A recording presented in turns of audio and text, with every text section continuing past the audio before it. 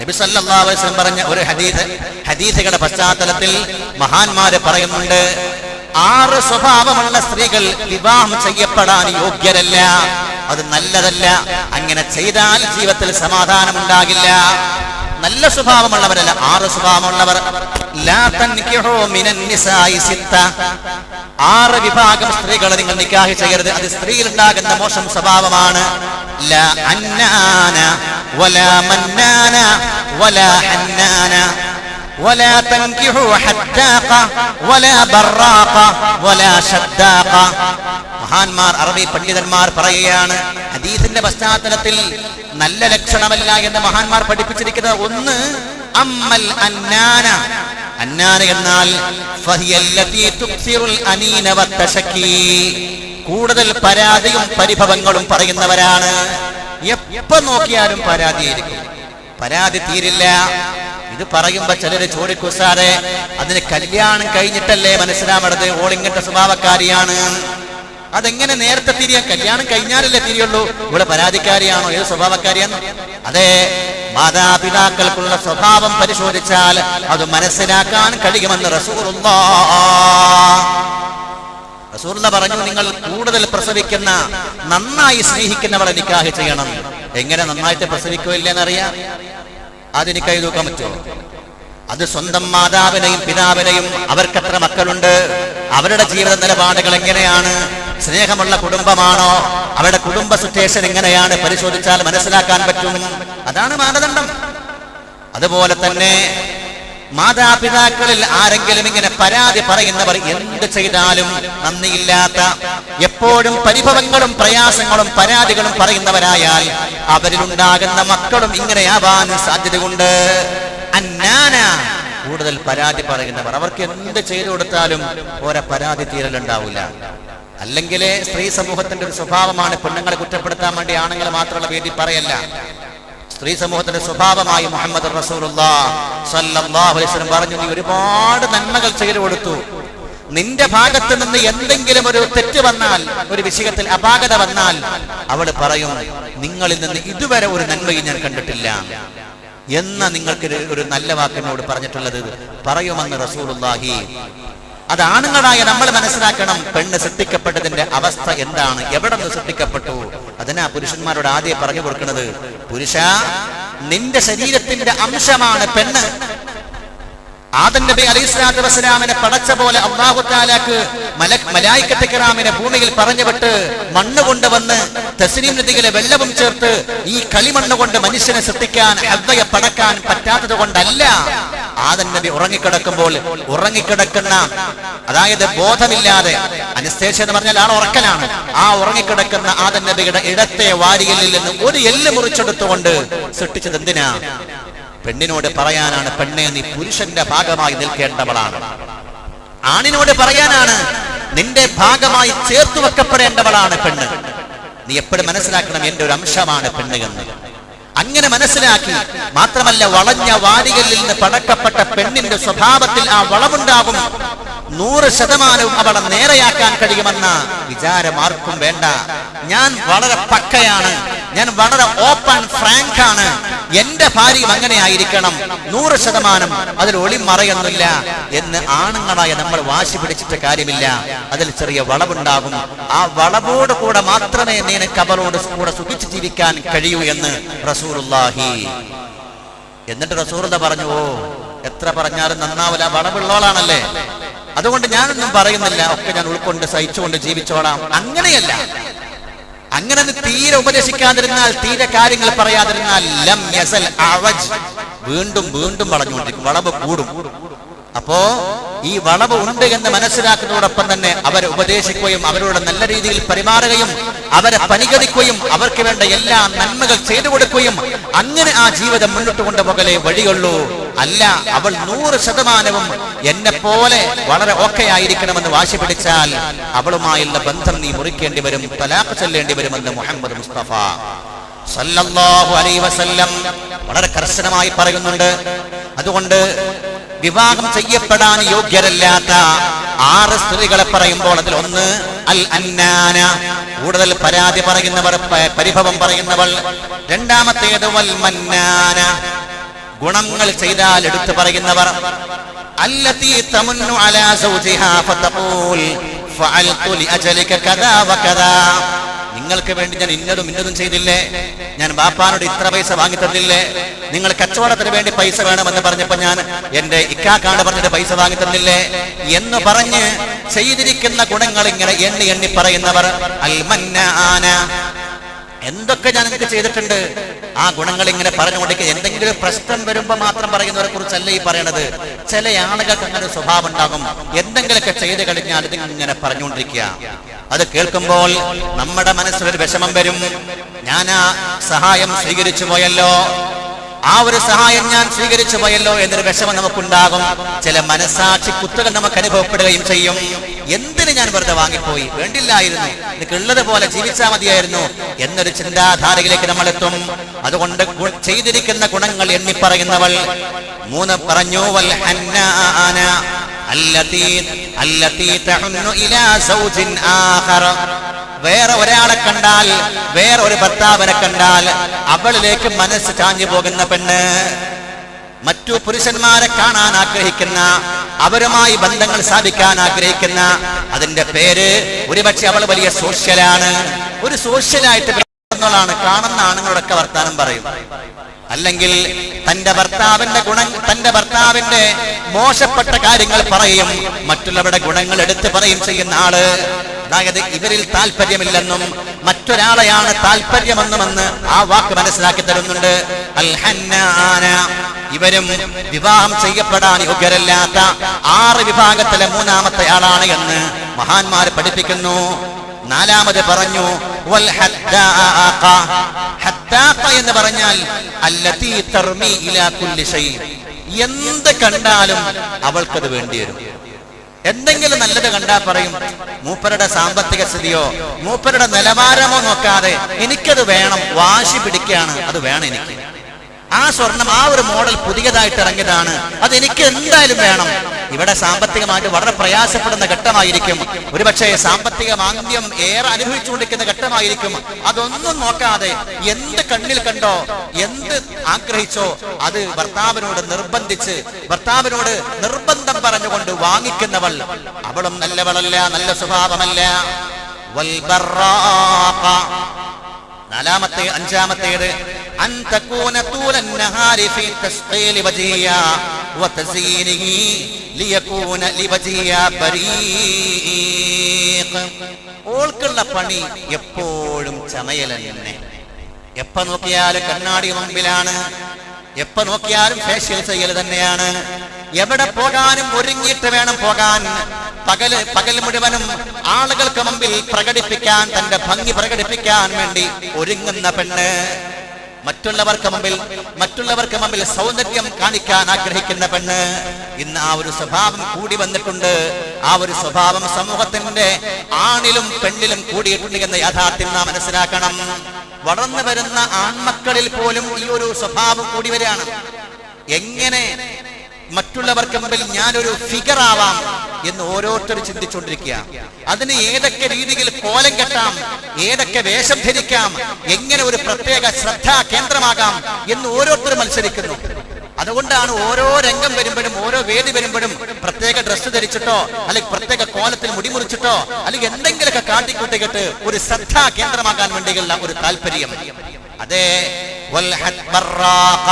എപ്പോഴും ഒരുങ്ങിക്കൊണ്ടിരിക്കുന്നവർ, കണ്ണാടിയുടെ മുമ്പിൽ തന്നെ പൗഡറും ഫേഷ്യലും.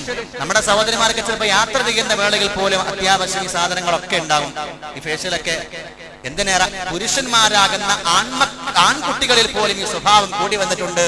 നമ്മുടെ ഈ ഭാഗത്തൊക്കെ ഒരുപക്ഷേ നമ്മുടെ ആൺമക്കളിൽ പോലും ഫേഷ്യലിന് വേണ്ടി ഉപയോഗിക്കുന്ന ചില ക്രീമുകൾ ഉപയോഗിക്കുന്ന സ്വഭാവം കൂടിയിട്ടുണ്ട് എന്ന യാഥാർത്ഥ്യം നാം മനസ്സിലാക്കണം. എന്റെ ഒരു അനുഭവം പറയാണ്, ഞാൻ വെറുതെ പറയുന്നൊന്നല്ല. ഒരു ജെൻസ് മാത്രം പഠിക്കുന്ന, ആൺകുട്ടികൾ മാത്രം പഠിക്കുന്ന ഒരു ക്യാമ്പസിൽ, ആ ക്യാമ്പസിൽ പഠിക്കുന്ന കുട്ടികൾ, അവിടെ താമസിച്ചുകൊണ്ടിരിക്കുന്ന കുട്ടികളുടെ ബാഗുകൾ പരിശോധിച്ചപ്പോൾ ആ ബാഗുകളിൽ നിന്ന് കിട്ടിയതിൽ ഏറെയും ഫായിസ പോലെയുള്ള ഫേഷ്യൽ ക്രീമുകളായിരുന്നു എന്നതാണ് യാഥാർത്ഥ്യം. എന്തിന് ആൺമക്കൾ, എന്തിന് ഇതൊക്കെ ചെയ്യണം.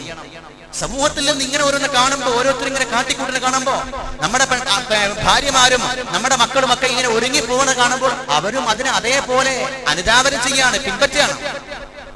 എന്നിട്ട് ഒരുങ്ങലാണ്. മറ്റുള്ളവർക്ക് മുമ്പിൽ സൗന്ദര്യ പ്രദർശനമാണ് ഏറ്റവും വലുതെന്ന് മനസ്സിലാക്കുന്നു. നല്ല സ്വഭാവമല്ല. ഒരു പെണ്ണിന്റെ സൗന്ദര്യം അവൾ പ്രകടിപ്പിക്കേണ്ടത് തന്റെ ഭർത്താവിന്റെ മുമ്പിലാണ് എന്ന് നാട്ടുകാർക്ക് മുമ്പിലില്ല എന്ന് നാം പ്രത്യേകം മനസ്സിലാക്കണം. പ്രിയപ്പെട്ട പുരുഷന്മാരെ, യുവാക്കന്മാരെ നാം മനസ്സിലാക്കണം. നമ്മുടെ ഭാര്യ നമ്മുടേതാവണമെന്നുണ്ടെങ്കിൽ മറ്റുള്ളവർക്ക് മുമ്പിൽ നാം പ്രദർശിപ്പിക്കാൻ തയ്യാറാവരുത്. ഇന്ന് പ്രദർശനമാണ്, മറ്റുള്ളവരെ സർട്ടിഫിക്കറ്റാണ് നമുക്ക് വേണ്ടത്. നിന്റെ ഓള് ഉഷാറായിട്ടുണ്ട്, അവര് കൈ കാണിക്കണം, എന്നാൽ നമുക്ക് സന്തോഷമാണ്. നമ്മൾ മനസ്സിലാക്കണം, അത് നമ്മിലില്ലാത്ത ഒരുപാട് ഗുണങ്ങൾ മറ്റുള്ളവരിൽ ഉണ്ടാകും.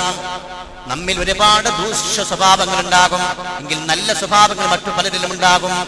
ഇങ്ങനെ മറ്റുള്ളവരുമായി മിങ്കിളാവുന്ന, മറ്റുള്ളവരുമായി ബന്ധപ്പെടുന്ന അവസ്ഥ വന്നാൽ ഒരുപക്ഷെ ഭർത്താവിലില്ലാത്ത നല്ലൊരു സ്വഭാവം മറ്റൊരാളിൽ കാണുമ്പോൾ പെൺമനസ്സ് അങ്ങോട്ട് ചായാൻ സാധ്യതയുണ്ട്.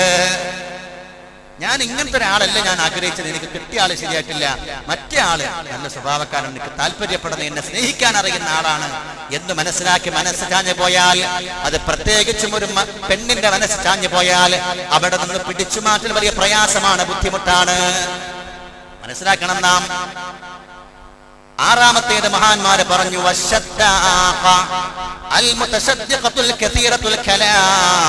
ധാരാളമായി സംസാരിച്ചുകൊണ്ടിരിക്കുന്നവർ, വായാടിയാണ്, സംസാരിച്ചുകൊണ്ടിരിക്കും, എന്തും പറഞ്ഞുകൊണ്ടിരിക്കും, എപ്പോഴും പറഞ്ഞുകൊണ്ടിരിക്കലാണ്, സംസാരിക്കലെന്നെ പണി. ആരെ കണ്ടാലും വിടില്ല, വർത്താനം പറയലെന്നെ. നല്ല സ്വഭാവമല്ല, പെണ്ണിലുണ്ടായിരിക്കാൻ പാടില്ലാത്ത, ഒരിക്കലും ഉണ്ടാകാൻ പാടില്ലാത്ത സ്വഭാവമായി മഹാന്മാർ പഠിപ്പിച്ചതാണിത്. സംസാരിച്ചുകൊണ്ടിരിക്കാൻ, ടോക്കറ്റീവ് ആവാൻ പാടില്ല. ആവശ്യങ്ങൾക്ക് വേണ്ടി സംസാരിക്കണം. അവിടെ സംസാരിക്കുമ്പോൾ പോലും അന്യ പുരുഷന്മാരോട് സംസാരിക്കുമ്പോൾ സൂക്ഷ്മത വേണമെന്ന് പരിശുദ്ധ ഖുർആൻ പറയുന്നുണ്ട്. നബിയുനാ റസൂലുള്ളാഹി സ്വല്ലല്ലാഹു അലൈഹി വസല്ലം നമുക്കുള്ള ഭാര്യമാരോട്, ഉമ്മഹാത്തുൽ മുഅ്മിനീനോട് ഉപദേശമായി പരിശുദ്ധ ഖുർആൻ പറഞ്ഞു, വലാ തഖ്ളഅന ബിൽ ഖൗൽ. പെണ്ണിന്റെ സംസാരം സ്വതവേ ആകർഷണീയമാണ്, അട്രാക്റ്റീവാണ്.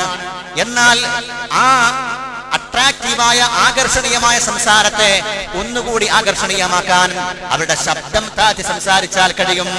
ഒന്നുകൂടി ഒരു സോഫ്റ്റ് ആയിട്ട് സംസാരിക്കാം. പരിശുദ്ധ ഖുർആൻ പറഞ്ഞു, നീ സംസാരം കൊണ്ട്, വാക്കുകൊണ്ട് നീ താഴാൻ പാടില്ല, സോഫ്റ്റ് ആക്കാൻ പാടില്ല. അങ്ങനെ സംസാരിച്ചാൽ ഹൃദയത്തിൽ രോഗമുള്ളവന് രോഗം പുറത്തേക്ക് വരുമെന്ന് പരിശുദ്ധ ഖുർആൻ വ്യക്തമായിട്ട് പറഞ്ഞ ഞരമ്പ് രോഗമാവുന്നു. ഇതാ പരിശുദ്ധ ഖുർആൻ പറയണത്. എന്ത് നല്ല രീതിയിലാണ് പരിശുദ്ധ ഖുർആൻ ഇത് പഠിപ്പിച്ചത്. എന്റെ ഭാര്യ എന്നോട് സംസാരിക്കുമ്പോൾ എപ്പോഴും കയർത്താണ് സംസാരിക്കുന്നത്. ഓളെ സംസാരം കേട്ടില്ല, എത്ര സോഫ്റ്റാ, എത്ര ലോലമായി സംസാരിക്കുന്നു, ആ സംസാരം കേട്ടാ പോരെ എന്ന് നാം ചിന്തിച്ചു പോകും. അതുകൊണ്ട് ഖുർആൻ പറഞ്ഞു, വാക്കുകളെ കൊണ്ട് സംസാരത്തിന് താണ് സംസാരിക്കാൻ പാടില്ല പെണ്ണേ. ഏതെങ്കിലും ഒരു അന്യ പുരുഷനോട് നീ സംസാരിക്കേണ്ട അവസ്ഥ വന്നാൽ അവിടെ വാക്കുകളെ കൊണ്ട് നീ സോഫ്റ്റായി സംസാരിക്കരുത്, ആവശ്യം മാത്രം പറയുക, അതിനപ്പുറം സംസാരിക്കാൻ പാടില്ല. അല്ലാതെ വന്നാൽ അങ്ങനെ രോഗമുള്ളവന്റെ ഹൃദയത്തിൽ ആഗ്രഹം ജനിച്ചു പോകുമെന്ന് പരിശുദ്ധ ഖുർആൻ. ഈ 6 സ്വഭാവങ്ങളും ഒരു പെണ്ണിൽ ഉണ്ടാവാൻ പാടില്ലാത്തതാണ് എന്ന് മഹാന്മാർ നമ്മെ പഠിപ്പിക്കുകയാണ്. ആയിഷ റളിയല്ലാഹു അൻഹ പറഞ്ഞു, ഹബീബായ റസൂലുള്ളാഹി സ്വല്ലല്ലാഹു അലൈഹി വസല്ലം പറഞ്ഞു, തഖയ്യറു ലിനുതഫികും വഅൻകിഹുൽ അക്ഫാഅ വഅൻകിഹു ഇലൈഹിം. നിങ്ങളുടെ മക്കളുണ്ടാകേണ്ട നിങ്ങളുടെ പ്രിയപ്പെട്ട ഭാര്യമാർ, അവരെ നിങ്ങൾ സെലക്ട് ചെയ്യണം. നിങ്ങളോട് യോജിച്ചവരായിരിക്കണം അവർ എന്ന നിർബന്ധം നിങ്ങൾക്കുണ്ടാവണം. അവിടെ നിങ്ങൾ മതബോധം പ്രത്യേകമായി ശ്രദ്ധിക്കണം. റസൂലുള്ളാഹി സ്വല്ലല്ലാഹു അലൈഹി വസല്ലം പറഞ്ഞു, ഇയ്യാകും വഖദറാഅദ്ദമൻ. സഹാബ, ഖദറാഉദ്ദമനെ സൂക്ഷിക്കണം. സ്വഹാബികൾക്ക് മനസ്സിലായില്ല ഖദറാഉദ്ദമൻ എന്താണ്. അവര് ചോദിച്ച നബിയെ, എന്താണ് ഈ ഖദറാഉദ്ദമൻ? റസൂലുള്ള മറുപടി പറഞ്ഞു, അൽ മർഅത്തുൽ ഹുസ്നാ, സൗന്ദര്യമുള്ള പെണ്ണാണ്, ഫിൽ മംബിതി സൂ, മോശപ്പെട്ട ഉമ്മയിലും ഉപ്പയിലും ഉണ്ടായ സൗന്ദര്യവതിയായ മോളാണ്. ഹബീബായ റസൂലുള്ളാഹ് സല്ലല്ലാഹു അലൈഹി വസല്ലം കാണാൻ നല്ല ചന്തമുണ്ട്, സൗന്ദര്യമുണ്ട്. പക്ഷേ ഉമ്മയുടെയും ചീത്തയായ മുളച്ചു പൊന്തുന്ന സ്ഥലം എന്നാ റസൂലുള്ളാഹി പറഞ്ഞത്. അതായത് ഉമ്മാനും ഉപ്പാനെ കുറിച്ചാ പറഞ്ഞത്. അവര് ശരിയില്ല, അവരുടെ നിലപാടുകൾ ശരിയില്ല, അവരുടെ ജീവിതത്തിൽ വിശുദ്ധിയില്ലാത്തവരാണ്. വിശുദ്ധിയില്ലാത്ത മാതാപിതാക്കളിൽ നിന്നുണ്ടാകുന്ന സൗന്ദര്യവതിയായ പെണ്ണിനെ നീ സൂക്ഷിക്കണേ എന്ന് റസൂലുള്ളാഹി സ്വല്ലല്ലാഹു അലൈഹി വസല്ലം. എന്തുകൊണ്ട്? ഉമ്മയുടെയും ഉപ്പയുടെയും സ്വഭാവം ഈ മക്കളിലും ഉണ്ടാവാൻ ഏറെ സാധ്യതയുണ്ട്. അതാണല്ലോ ജീനുകൾ. ശാസ്ത്രം പോലും തെളിയിച്ചു, മാതാപിതാക്കൾക്കുള്ള സ്വഭാവം ജീനുകളിലൂടെ എല്ലാ സ്വഭാവങ്ങളും മാതാവിന്റെയും പിതാവിന്റെയും സ്വഭാവങ്ങൾ മക്കളിലേക്ക് പ്രസരണം ചെയ്യപ്പെടാം, കൈമാറ്റം ചെയ്യപ്പെടാം. അതുകൊണ്ട് ശ്രദ്ധിക്കണമെന്ന് റസൂലുള്ളാഹി സ്വല്ലല്ലാഹു അലൈഹി വസല്ലം. അതുകൊണ്ട് നമ്മുടെ പ്രിയ മക്കളുടെ ഉമ്മ ആരായിരിക്കണമെന്ന ഒരു ഉത്തമ തീരുമാനം വിവാഹത്തിന് മുമ്പ് നമുക്കുണ്ടാവേണ്ടതുണ്ട്. നമ്മുടെ മക്കളുടെ ഭാര്യമാർ ആരായിരിക്കണം? അവരുടെ മക്കളുണ്ടാവേണ്ടവരാണ് അവരുടെ ഭാര്യമാർ. അവർ നല്ലവരായിരിക്കാൻ, മതബോധമുള്ളവരായിരിക്കാൻ ശ്രദ്ധിക്കേണ്ട കാലമാണ്. കാരണം ഇന്ന് വിവാഹം എന്നൊക്കെ പറഞ്ഞാൽ ഒക്കെ ഓൺലൈനാണ്. പെണ്ണ് പോലെ സെലക്ഷൻ എങ്ങനെ? ഫേസ്ബുക്കിൽ നിന്ന് പരിചയപ്പെട്ടതാണ്, വാട്സപ്പിലൂടെ പരിചയപ്പെട്ടതാണ്. അത് കോളേജ് ക്യാമ്പസിൽ ഒരേ ക്ലാസ്സിൽ പഠിച്ചവരാണ്, ക്ലാസ്മേറ്റ്സ് ആണ്. യോഗ്യത വല്ലതും നോക്കുന്നുണ്ടോ? ഒരുപക്ഷെ പ്രശ്നങ്ങളായിട്ട്, പ്രയാസങ്ങളായിട്ട് അവസാനം നിർബന്ധിച്ച് കല്യാണം നടക്കുകയാണ്.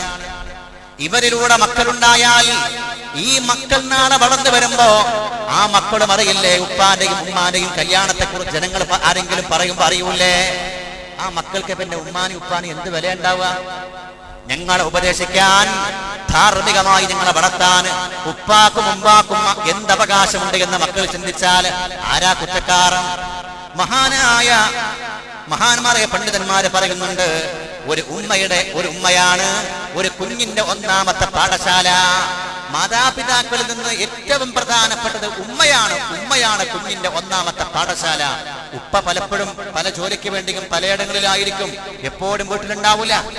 ഉമ്മയാണ് കുഞ്ഞിനെ പരിചരിക്കേണ്ടതും അതുപോലെ എല്ലാ കാര്യങ്ങളും ചെയ്തു കൊടുക്കേണ്ടവർ നിലക്ക് ഉമ്മയാണ് ഒരു കുഞ്ഞിന്റെ ഒന്നാമത്തെ പാഠശാല. വറം അലലിൽ വലം അറ ലിൽ ഖലായിഖി മിൻ മഹല്ലി യുഹദ്ദിബുഹാ കഹിദ്നിൽ ഉമ്മഹാതി. ഉമ്മയുടെ മടിത്തട്ട് പോലെ മക്കളെ നന്നാക്കാൻ കഴിയുന്ന, സംസ്കരിക്കാൻ കഴിയുന്ന ഒരു പാഠശാല ഞാൻ കണ്ടിട്ടില്ല. അത്രയും പങ്കുള്ള, അത്രയും വലിയ പങ്ക് നിർവഹിക്കാൻ കഴിയുന്ന ഒരാളും വേറെയില്ല. ഉമ്മയാണ്. وأخلاق الوليد تقاس حسنا بأخلاق النساء الوالدات. ഉമ്മയുടെ സ്വഭാവമായി തുലനം ചെയ്തുകൊണ്ട് മക്കളുടെ സ്വഭാവം മനസ്സിലാക്കപ്പെടും. ഉമ്മയുടെ സ്വഭാവത്തോടാണ് മക്കളെ തുലനം ചെയ്യുക. وليس ربيب عالية المزايا كمثل ربيب سافلة الصفات.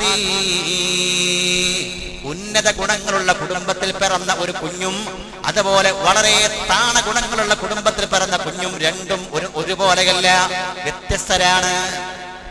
നല്ല ഗുണങ്ങളുള്ള മാതാപിതാക്കൾ ഉണ്ടാക്കുന്ന മക്കൾ അവർ ഉന്നത ഗുണങ്ങളുണ്ടാവും.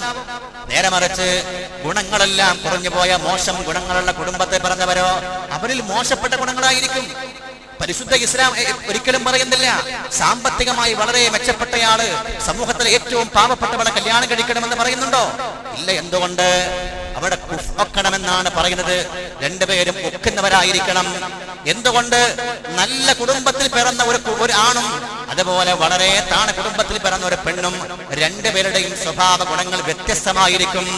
ഇപ്പൊ പൊരുത്തപ്പെടാൻ ഒരുപാട് പ്രയാസം ഉണ്ടാവും, ഒരുപാട് ബുദ്ധിമുട്ടുണ്ടാകും. പാടില്ല എന്നല്ല പറയുന്നത്, ഏറ്റവും നല്ല രീതിയിൽ മുന്നോട്ട് പോകണമെന്നുള്ളത് കൊണ്ടാണ് അവിടെ ഒക്കണം, രണ്ടുപേരും യോജിക്കുന്നവരാകണമെന്ന് പരിശുദ്ധ ഇസ്ലാം പഠിപ്പിക്കാൻ കാരണം. വലൈസൽ ബിന്തു വലൈസൻ നബ്തു യംബുതു ഫീ ജനാനി കമിഥലിൻ നബ്തി യംബുതു ഫിൽ ഫലാതി. വെള്ളവും വളവും കിട്ടുന്ന തോട്ടങ്ങളിൽ വളരുന്ന ഒരു ചെടിയും മരുഭൂമിയിൽ വളരുന്ന ചെടിയും രണ്ടും ഒരുപോലെയാകില്ലല്ലോ. രണ്ടിന്റെയും സ്വഭാവം ഒക്കെ വ്യത്യാസമായിരിക്കും. എന്നതുപോലെയാണ് നല്ല കുടുംബത്തിൽ പിറന്ന ഒരു പെണ്ണും അതുപോലെ മോശം കുടുംബത്തിൽ പിറന്നിരിക്കുന്ന ഒരു കുട്ടിയും തമ്മിൽ വ്യത്യാസങ്ങൾ ഉണ്ടാകുമെന്ന് മഹാന്മാർ പഠിപ്പിക്കുകയാണ്. ഉമ്മമാരുടെ ശിക്ഷണത്തിലൂടെ മഹാന്മാരായ ഒരുപാട് ആളുകളെ ചരിത്രം പഠിപ്പിക്കുന്നുണ്ട്. മഹാനായ സയ്യിദുനാ കലീമുല്ലാഹി മൂസ. ആരാ വളർത്തിയത്? ഉമ്മ മൂസ. മൂസാ നബിയുടെ മാതാവാണ്. മാതാവാകുന്ന ഉമ്മ മൂസയാണ് പ്രവാചകനാകുന്ന മൂസാ നബിയെ വളർത്തുന്നത്. ഏതു ഘട്ടത്തിൽ? ഹിമ്മത്തോടെ കൂടെ വളർത്തുന്ന ഉമ്മ. ഫിർഔൻ ഒരു സ്വപ്നം കണ്ടിരിക്കുന്നു. ആ സ്വപ്നത്തിന്റെ വ്യാഖ്യാനം എന്താണ് എന്ന് സ്വപ്ന വ്യാഖ്യാതാക്കൾ ചോദിച്ചപ്പോൾ ആരോ പറഞ്ഞു കൊടുത്തു. ഒരു സ്വപ്ന വ്യാഖ്യാതാവ് പറഞ്ഞു കൊടുത്തു, നിങ്ങൾ കണ്ട സ്വപ്നത്തിന്റെ അർത്ഥം ഈ രാജ്യത്ത് ഒരു കുഞ്ഞ് പിറക്കാൻ പോകുന്നുണ്ട്, ആൺകുഞ്ഞ്. ആ കുഞ്ഞ് പിറന്നാൽ നിങ്ങൾക്കുള്ള അധികാരം തെറിക്കും, അധികാരം നഷ്ടപ്പെടുമെന്നാണ് സ്വപ്നത്തിന്റെ വ്യാഖ്യാനമെന്ന് ഫിർഔനോട് പറഞ്ഞു കൊടുത്തപ്പോൾ ഫിർഔൻ ഓർഡർ ഇറക്കുകയാണ്, കൽപ്പിക്കുകയാണ് പരിവാരങ്ങളോട്, ഇനി ഒരാൺകുഞ്ഞും ഈ മണ്ണിൽ പിറക്കണ്ട. ഏതൊക്കെ ആൺകുഞ്ഞ് പിറന്നോ എല്ലാറ്റിനെയും കൊന്നുകളാ. ആൺകുഞ്ഞുങ്ങൾ എവിടൊക്കെ ജനിക്കുന്നു എല്ലാറ്റിനെയും കൊന്നുകളയാൻ ഓർഡർ കൊടുക്കുന്നു. ഫിർഔന്റെ കൂട്ടാളികൾ പരിവാരങ്ങൾ രാജ്യം ഊരി ചുറ്റുകയാണ്. അവർ ചുറ്റിത്തിരികയാണ്. ആൺമക്കളുണ്ടെന്ന് കണ്ടാൽ, പിറന്നു വന്ന് കണ്ടാൽ കൊന്നുകളയുകയാണ്. ആ സമയത്താണ് കലീമുല്ലാഹി മൂസ അലൈഹിസ്സലാത്തു വസ്സലാം വളർന്നു വരുന്നത്, ജനിക്കുന്നത്. മാതാവിന്റെ വേദന എത്രയായിരിക്കും. ഉമ്മ പ്രസവിച്ചു നോക്കുമ്പോൾ ആരാ മോൻ? ആൺകുഞ്ഞാണ്. ഫിർഔന്റെ പരിവാരങ്ങൾ കാണുമോ? പിടിക്കപ്പെടുമോ? കൊല്ലപ്പെടുമോ? ഏതു മാതാവിന്റെ മനസ്സാ വേദനിക്കാതിരിക്കുക? എങ്ങനെ ഈ കുഞ്ഞിനെ പൊത്തിവെച്ച് ജീവിക്കും? എങ്ങനെ ഒളിപ്പിച്ചു വെക്കും? പരമാവധി ആരും അറിയാതെ ഒളിപ്പിച്ചുകൊണ്ട് ജീവിക്കുകയാണ് ഉമ്മ മൂസ അലൈഹിസ്സലാം. അവസാനം പിടിക്കപ്പെടുമെന്ന ഘട്ടം കാണുമ്പോ ഉമ്മാക്ക് സമാധാനമില്ലാതെ വരുമ്പോൾ അള്ളാഹുവിന്റെ ഓർഡറാണ്, ഉമ്മ മൂസയോടുള്ള വഹിയാണ്, സന്ദേശമാണ്. മോനെ ഒരു പെട്ടിയിലാക്കണം. ആ പെട്ടിയെ നിങ്ങൾ കൊണ്ടുപോയി വെള്ളത്തിൽ എറിയണം, നൈലിൽ എറിയണം, നൈൽ നദിയിലേക്ക് എറിയണം. അള്ളാഹുവിന്റെ ഓർഡർ. ഉമ്മാക്ക് കഴിയോ? 9.5 മാസം വിഷമം സഹിച്ച് പ്രസവിച്ചിരിക്കുന്ന പ്രസവത്തിന്റെ വേദന അനുഭവിച്ച മാതാവിന് കഴിയുമോ ഒരു പിറന്നിരിക്കുന്ന പൊന്നുമോനെ പെട്ടിയിലാക്കിയിട്ടെറിയാൻ? പക്ഷെ ഇന്ന് അങ്ങനെ ഒരുപാട് വാർത്ത കേൾക്കുന്നുണ്ടല്ലോ, അല്ലേ? 1 മാസം പ്രായമുള്ള 3 മാസം പ്രായമുള്ള കുഞ്ഞുങ്ങളൊക്കെ വൈക്കുന്ന കിട്ടിയെന്ന്. അതൊക്കെ ആ രീതിയിൽ ഉണ്ടായവരായിരിക്കണം. അതുകൊണ്ടാണ് അസ്ലും ഫസ്ലും ശ്രദ്ധിക്കണമെന്ന് മഹാന്മാര് പറയുന്നത്. എല്ലാം ശ്രദ്ധിച്ചിട്ട് വേണം. ബഹുമാനപ്പെട്ട മൂസ അലൈഹിസ്സലാത്തു വസ്സലാമിന്റെ മാതാവിനോട് 1, 2, 3 തവണയായി കൽപ്പിക്കുകയാണ്. മാതാവിന് മനസ്സ് വരുന്നില്ല. എങ്ങനെ ഫിർഔന്റെ പരിവാദങ്ങൾ കാണാതെ ഈ മോനെ വളർത്തും? ആശങ്കയിലാണ്. അവസാനം അല്ലാഹുവിന്റെ കൽപ്പന പ്രകാരം മകനെ പെട്ടിയിലാക്കി എറിയുകയാണ് ഉമ്മ മൂസ അലൈഹിസ്സലാം. പിന്നീട് വളരുന്നൊരു ഘട്ടമുണ്ട്. നൈലിലൂടെ അങ്ങനെ വൈകുന്നേര സമയത്ത് ഫിർഔനും തന്റെ ഭാര്യ ആസിയയും ആ നൈലിന്റെ തീരത്ത് സീഷോറിൽ വന്നിരിക്കുമ്പോഴാണ്, കടൽ തീരത്ത് വന്നിരിക്കുമ്പോഴാണ് ഒരു പെട്ടി ഇങ്ങനെ തിരമാലന്റെ അലമാലകൾക്കനുസരിച്ചുകൊണ്ട് ഇങ്ങനെ ഒഴുകി പോവുകയാണ്. എന്തോ ഒരു അത്ഭുത പെട്ടിയാണ്. എടുക്കാൻ പറഞ്ഞ പരിവാരത്തോട് എടുത്തുകൊണ്ട് വന്നു. രാജാവിന്റെ ഫിർഔന്റെ മുമ്പിൽ വെച്ചു. ഫിർഔന്റെ മുമ്പിൽ വെച്ചുകൊണ്ട് പെട്ടി തുറന്നു നോക്കുമ്പോൾ അത്ഭുതം, നല്ല സുന്ദരനായ ഒരു ആൺകുഞ്ഞ്, നല്ല കാണാൻ ചന്തമുള്ള ഒരു കുട്ടി. ആസിയ പറഞ്ഞു, നമുക്ക് എന്തായാലും ആൺമക്കളില്ലല്ലോ, അതുകൊണ്ട് ഈ മോനെ നമുക്ക് വളർത്താം, കൊട്ടാരത്തിൽ വളർത്താം. തന്റെ രാജ്യത്ത് വളരാൻ അവകാശമില്ലാത്ത സമയത്ത് അള്ളാഹു തീരുമാനിക്കുന്നു, രാജ്യത്ത് ജീവിക്കാൻ അവകാശമില്ലെങ്കിൽ മൂസ വളരട്ടെ, രാജാവിന്റെ കൊട്ടാരത്തിൽ വളരട്ടെ, രാജകീയ പ്രൗഢിയോടെ ജീവിക്കട്ടെ. അള്ളാന്റെ തീരുമാനം. പിന്നെ കൊട്ടാരത്തിലാണ് വളരുന്നത് കലീമുല്ലാഹി മൂസ അലൈഹിസ്സലാം. എന്തൊക്കെ സംഭവങ്ങള്! അവസാനം കുഞ്ഞിന് മുല കൊടുക്കണ്ടേ? പലരും മുല കൊടുക്കാൻ വരുന്നു, ആരുടെയും മുല കുടിക്കുന്നില്ല, ഒരാളുടെയും മുല കുടിക്കുന്നില്ല. കുഞ്ഞ് ആരുടെയും മുല സ്വീകരിക്കാൻ തയ്യാറല്ല. എന്തുകൊണ്ട്? അള്ളാന്റെ തീരുമാനമില്ലേ? ഇത് പ്രവാചകനാകേണ്ടയാളാണ്, മൂസാ നബിയാണ്. എങ്ങനെ ആരുടെയെങ്കിലും മുല കുടിച്ചാൽ പറ്റുമോ? അങ്ങനെ അള്ളാഹുവിന്റെ തീരുമാനം. അവസാനം കൊട്ടാരത്തിൽ വന്നുകൊണ്ട് ഒരു സഹോദരി പറയുന്നു, എല്ലാ മക്കളെയും നന്നായി നോക്കാൻ കഴിയുന്ന, ഏതു മക്കൾക്കും തൃപ്തിയാകുന്ന ഒരു സഹോദരി ഉണ്ട്, വേണമെങ്കിൽ അവരെ കൊണ്ടുവരാം. അങ്ങനെ മാതാവിനെ തന്നെ കൊണ്ടുവന്ന് ഉമ്മാക്ക് തന്നെ കൊട്ടാരത്തിൽ കൊണ്ടുവന്ന് ഉമ്മ മുല കൊടുത്ത് വളർത്തുന്ന അവസ്ഥ. അവിടെ വളരുകയാണ് കലീമുല്ലാഹി മൂസ അലൈഹിസ്സലാത്തു വസ്സലാം. ഈസാ നബി അലൈഹിസ്സലാത്തു വസ്സലാം ഉപ്പയുണ്ടോ? മറിയം ബീവിയല്ലേ പ്രിയപ്പെട്ട മോനെ വളർത്തിയത്?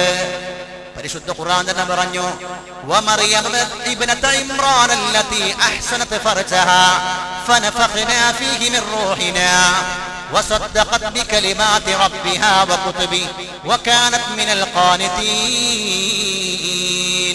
വിശുദ്ധയായി ജീവിച്ച മറിയം, തന്റെ ശരീരാവയവങ്ങളെ തീർത്തും സംരക്ഷിച്ചുകൊണ്ട് ജീവിച്ച മറിയം, മാത്രമല്ല ഒരിക്കലും ലൈംഗിക വിശുദ്ധി നഷ്ടപ്പെടാതെ സൂക്ഷിച്ച മറിയം ബീവി റളിയല്ലാഹു തആല അൻഹാ വസദ്ദഖത് ബികലിമാതി റബ്ബിഹാ വകുതുബി, അല്ലാഹുവിന്റെ കലിമാത്തുകളിലും കിതാബുകളിലും വിശ്വാസം അർപ്പിച്ച മറിയം വകാനത് മിനൽ ഖാനിതീൻ, അല്ലാഹുവിന്റെ കൽപ്പനകളെ അനുസരിച്ചുകൊണ്ട് ജീവിച്ച മറിയം അലൈഹിസ്സലാം. ആ മാതാവ് വളർത്തിയ മോനാണ് ഈസാ അലൈഹിസ്സലാത്തു വസ്സലാം. നമുക്കറിയില്ലേ, റസൂലുള്ളാഹി സ്വല്ലല്ലാഹു അലൈഹി വസല്ലം നമ്മുടെ ഉപ്പുപ്പയായ അബ്ദുൽ മുത്തലിബിന്റെ മകളാകുന്ന